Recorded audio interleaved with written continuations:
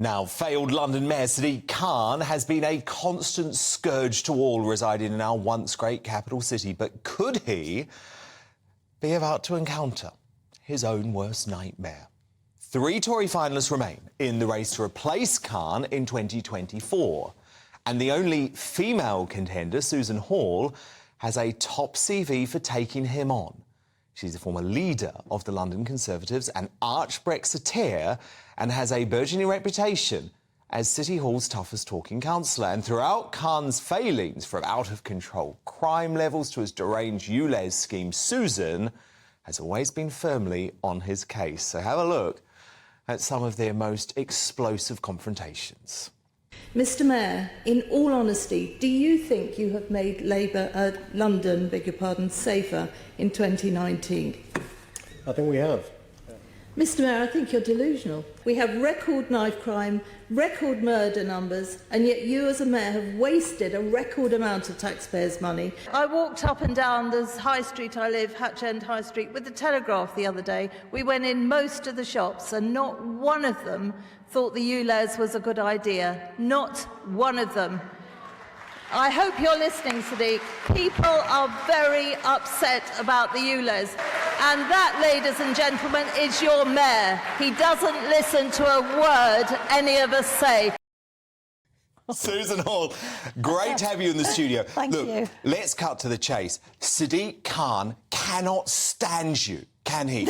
He hates your guts. He won't even talk to you at City Hall. And you say that makes you the perfect person to take him on. And it certainly does. And my goodness, I do want to take him on and make a much better mayor than he is. He doesn't even like London. He moans about London. He wants to pull our statues down. He wants to change our road names. He doesn't love London. I love London. I'm sure you do. Well, it feels like he's embarrassed of London. Yes, that's right. How dare he be? How dare he be? I'm very proud of London, and I would love to be its mayor.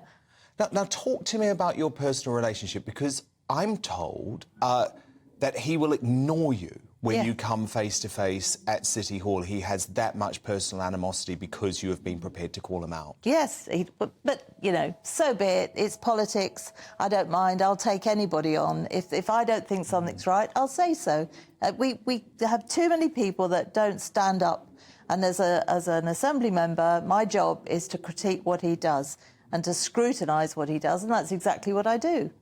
Now, look, I think you've got very sound Conservative principles. You know, you're a Brexiteer, you're a low-tax Tory. Absolutely. But are those 2 policy areas actually a liability for you in Liberal London?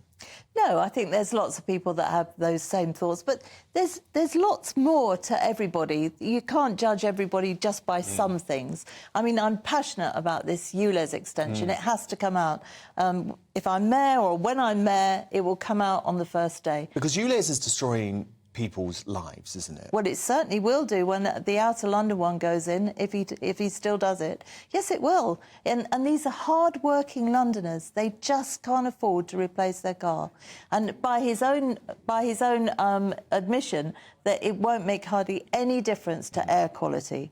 So it's just nothing but a tax. That's all it is. So can I just be very clear on your pledge? Because your Conservative rivals are, let's be honest about this, they've been a little bit murky when it comes to ULEZ. So you are pledging, if you are mayor, day one, the ULEZ expansion goes. Yes, and I am not murky. It goes, day one, no question. No ifs, no buts, it's gone.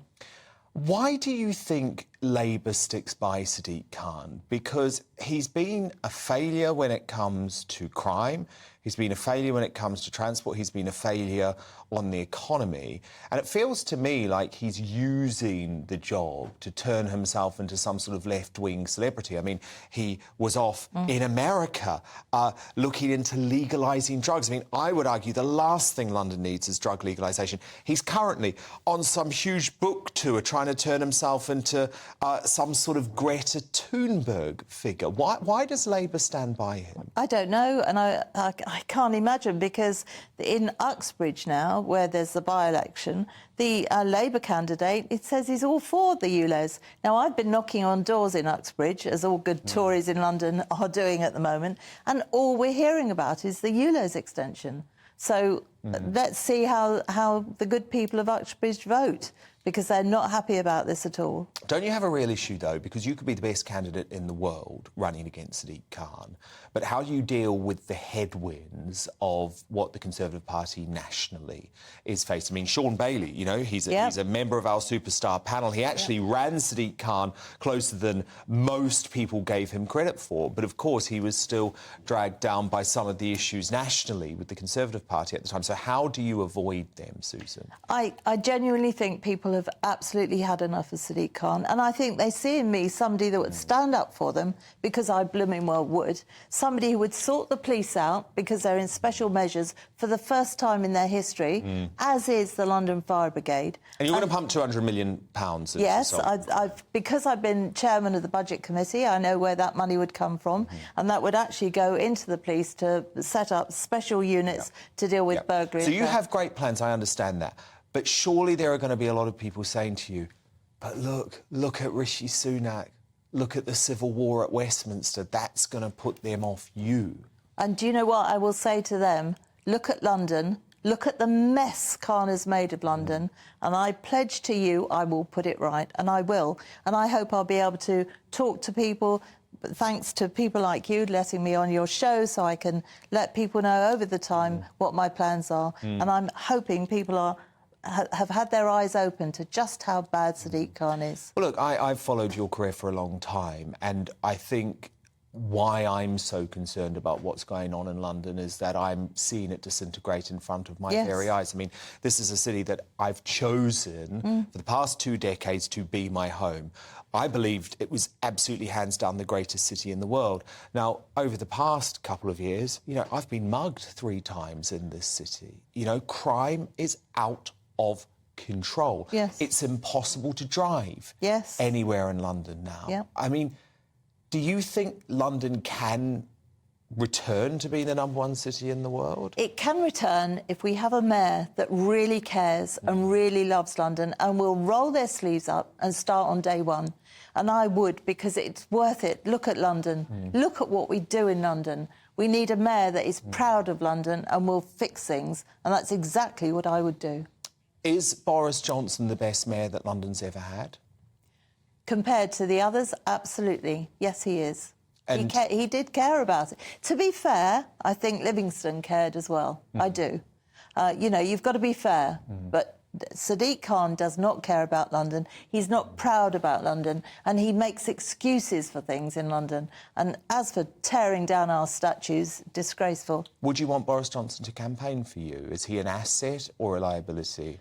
With where we are at the moment, I'd be thrilled if anybody came and campaigned with me. And if you would, Dan, I'd be very, very grateful. You know me, no spin, no bias, no censorship on this show. Susan Hall, one of the 3 finalists to be London Mayor. Thank you very much for being here, Susan.